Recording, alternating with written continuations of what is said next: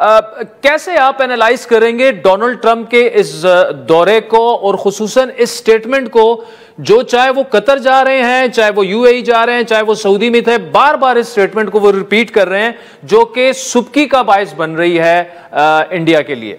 जी शुक्रिया आदिल मधु करने का।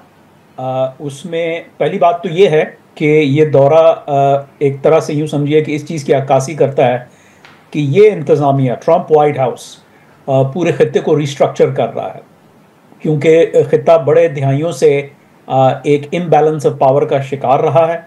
और सऊदी इसमें सबसे अहम जो किरदार है या जो अहम एलिमेंट है जो वाशिंगटन तरतीब दे रहा है वो ये है कि सऊदी अरब के जो स्टेटस को वो अपग्रेड किया जाए। क्योंकि देखें 4 ताकतें हैं इस खत्ते के अंदर मशरक़ वस्ता में, तुर्की, इसराइल, ईरान और सऊदी अरब। और सऊदी अरब जो है बावजूद इसके कि उसका मैसिव फाइनेंशियल फायर पावर है, उसके बावजूद वो उस लेवल पे compete नहीं कर पा रहा था स्ट्रेटेजिकली। तो ये कोशिश है कि सऊदी अरब को बड़ा स्टेक होल्डर बनाया जाए, और मैं समझता हूँ कि किसी हद तक जो है वो कामयाब भी हो रहे हैं। तो ये तो इस दौरे का जो है मकसद है। जाहिर है फिर आपको जब सऊदी अरब आप जाते हैं तो कतर भी जाना पड़ता है, और फिर मुत्तहिदा अरब अमारात, क्योंकि ये भी एलाइड नेशंस हैं, और ये वो जो खलीजी अरब स्टेट्स जो एनर्जी रिच अरब स्टेट्स हैं उनका बेसिकली गठजोड़ है। तो ये that's as far as that is concern. जहाँ तक उस बयान का ताल्लुक है आदिल, देखें वो अपनी डोमेस्टिक ऑडियंस को बता रहे हैं और अपने नाकदीन को काउंटर कर रहे हैं कि देखें मैं जो हूँ, जो वादा किया था कि भाई मैं फॉर एवर वॉर्स बंद करूँगा और जंगों को शुरू होने से पहले ही ख़त्म कर दूँगा, उस पर मैं पूरा उतर रहा हूँ। तो उनके पास ये एक बहुत बड़ी विन है जो कि इंडिया और पाकिस्तान की जो सीज़ फायर हुआ है, तो वो उसको कर रहे हैं। और ये बड़ा ज़रूरी है उनके पॉइंट ऑफ व्यू से, इसलिए भी क्योंकि अभी तक यूक्रेन की जंग बंदी नहीं हो पा रही, गज़ा की जंग बंदी नहीं हो पा रही, और ईरान के साथ बातचीत जो चल रही है वो ना इधर है ना उधर है। तो ये उनके लिए बड़ा अहम था। इसका एक और पहलू है जिसका ताल्लुक सिग्नलिंग टू इंडिया भी है, और वो ये है कि भाई आप जब वो ट्रेड की बात करते हैं तो इंडिया को याद दिला रहे हैं कि आपके पास चॉइस है कि आप जो है टेररिज्म को लेके तो एक बहुत बड़ी जंगी जो है ना सिचुएशन में अपने आप को डाल दें, और उससे फिर ट्रेड नहीं होगा। हम चाहते हैं कि आप हमारे साथ एक बहुत बड़ा ट्रेड रिलेशनशिप रखें। आज बल्कि वॉल स्ट्रीट जर्नल में एक ऑपेड भी है अपना इस हवाले से, जिसमें एक्सप्लेन किया जा रहा है कि अमेरिका जो है वो इंडिया के साथ मिल के चाइना को काउंटर नहीं कर सकता अगर इंडिया और पाकिस्तान लड़ रहे हैं आपस में बैठ के। अगर टेररिज्म हो रहा है और उसके जवाब में जंग हो रही है तो ये काबिल कबूल नहीं है अमेरिका के लिए। अच्छा कामरान साहब, लेकिन एक और एस्पेक्ट भी इसका है, सिर्फ ये नहीं कि इंडिया पर इस सीज फायर और सीज फायर के बाद डोनाल्ड ट्रंप की जितनी भी स्टेटमेंट्स हैं, इंडिया पर प्रेशर मजीद बढ़ता जा रहा है। बल्कि उनकी आज एक स्टेटमेंट मैं देख रहा था जो कि एप्पल जो है अपनी मैन्युफैक्चरिंग चाइना से इंडिया मुंतकिल करने का उनका जो फैसला है, उन्होंने साफ कहा कि मैंने टिम कॉक से बात की जो एप्पल के सीईओ हैं कि आप ऐसा ना करें। ये भी सिग्नलिंग हो रही है। और दूसरा, अमेरिका और चाइना के दरमियान जो टैरिफ एग्रीमेंट है वो भी हो चुका है। ये क्या रिफ्लेक्ट कर रहा है आपको? इससे कुछ नतीजा अखज किया जा सकता है? कुछ प्रिलिमिनरी नतीजे अखज किए जा सकते हैं आदिल।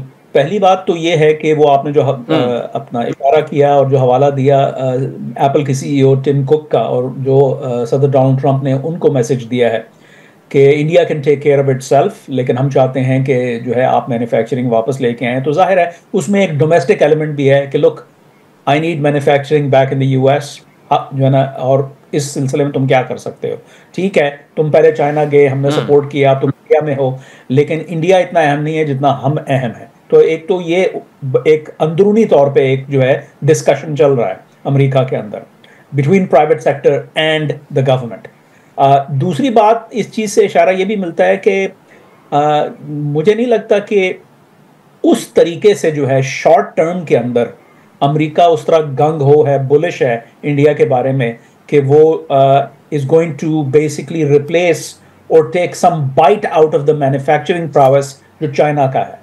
यानी ये इस बात का भी इशारा देता है कि शायद उस तरीके से जैसे पहले ये समझा जा रहा था कि भाई इंडिया जो है वो एक अल्टरनेटिव डेस्टिनेशन है। मैं ये नहीं कह रहा वो नहीं है, है, लेकिन वो किस हद तक है, आई थिंक उसको भी थोड़ा सा कोर्स करेक्शन हो रही है, उसकी भी एक जो है जो व्यू है उसमें के अंदर भी एक करेक्शन आ रही है. So I think there is that element as well. फिर अगर मतलब ये देखें ना, ये नियर जंग या जंगी कह लें इसको, जो हुई है पिछले हफ्ते, तो ऐसी सूरत हाल में कौन सा इन्वेस्टर जाएगा और कहेगा कि अच्छा यार मैं यहाँ पैसा डालता हूँ.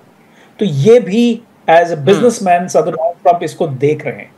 अच्छा कामरान साहब, देखिए पिछले 25 सालों से कम इंडिया जो है वो अमेरिका का स्ट्रेटेजिक डिक्लेयर्ड स्ट्रेटेजिक पार्टनर है. जो इनकी साउथ एशिया पॉलिसी है वो इंडो पैसिफिक है, सबको पता है. चाइना को कंटेन करना है, इंडिया उनका स्ट्रेटेजिक पार्टनर है.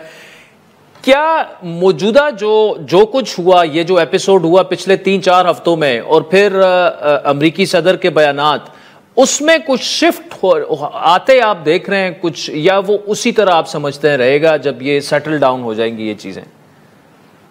देखें, जब भी कोई नया वाकया रूनुमा होता है, और ये कोई छोटा मोटा वाकया नहीं था, यानी नूर खान बेस के ऊपर जो जॉइंट स्टाफ हेडक्वार्टर्स एसपीडी और जीएचक्यू के बिल्कुल करीब है, वहाँ पे हमला करना, इसी वजह से तो वो पूरी अमेरिकी मशीनरी जो है व्हाइट हाउस की वो हरकत में आ गई थी. ये कोई छोटा मोटा वाकया नहीं था. इसने जाहिर है वो जो एग्जिस्टिंग व्यू है इंडिया के बारे में या इस खत्ते के बारे में या अमेरिका इंडिया ताल्लुकात, और वो in the context of China, Indo Pacific वगैरह वगैरह, जनूबी एशिया, उसको मतलब अपडेट तो करना था ना. वो अपना उस नेट असेसमेंट को वैसे का वैसा तो नहीं चल सकता था.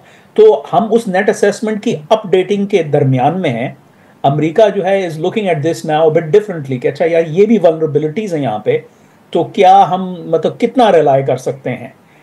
लेकिन जहां तक एक स्ट्रेटेजिक लेवल के ऊपर जो इंटेंट है अमेरिका की, वो वहीं की वहीं है कि इंडिया इज आवर पार्टनर. सवाल यह है कि पार्टनर, ऐसा नहीं कि पार्टनरशिप जा रही है, पार्टनरशिप वहीं की वहीं है. क्वेश्चन यह है कि ये इतनी गहरी हो सकती है और इसकी डिटेल्स क्या हैं, किस हद तक ये पार्टनरशिप जा सकती है.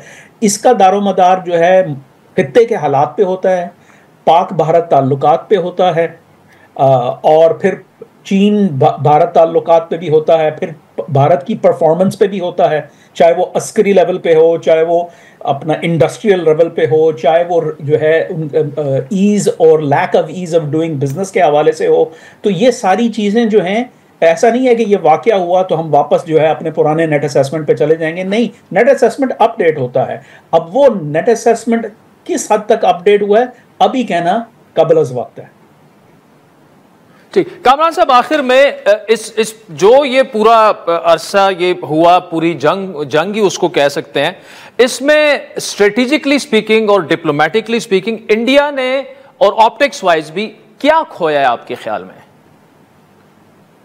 आई थिंक 2-3 चीज़ें जो हैं वो नज़र आ रही हैं. वो एक तो ये है कि इंडियन मीडिया, अब तो ये खैर इंडिया के अंदर भी लोग जो है वो इसके बारे में बात कर रहे हैं, जो मुबस्सरीन हैं, तज्जिया नगार हैं, कि भाई, और ये ट्विटर पे तो आप देखते ही हैं, सोशल मीडिया पे, कि यार ये चेस्ट थम्पिंग बहुत ज़्यादा हो रही है. वो टंकू वरदराजन जो हैं, जिनके जो है ऑपेड का मैं पहले शुरू में हवाला दे रहा था, वॉल स्ट्रीट जर्नल में पढ़ने वाला है, उसमें हुसैन हक्कानी साहब को भी कोट किया गया है. लेकिन वो उसमें आखिर में वो यही कहते हैं कि इंडिया को जो है बड़े सोबर तरीके से जो है इस सिचुएशन को डील करने की ज़रूरत है. टेररिज्म है, टेररिज्म को कैसे आप हैंडल करते हैं. पाकिस्तान से प्रॉब्लम्स आते हैं इंडिया को, लेकिन उनको आप कैसे जो है ना हैंडल करते हैं, इसका दारोमदार जो है इस बात पे है कि आप कितनी सोब्राइटी दिखाते हैं, ना कि चेस्ट थम्पिंग. चेस्ट थम्पिंग का लफ्ज़ यूज़ किया गया है. तो आई थिंक कि अगर इन सारी चीज़ों को देखा जाए तो देयर इज़ दैट एलिमेंट के कहीं जो है ये इंडिया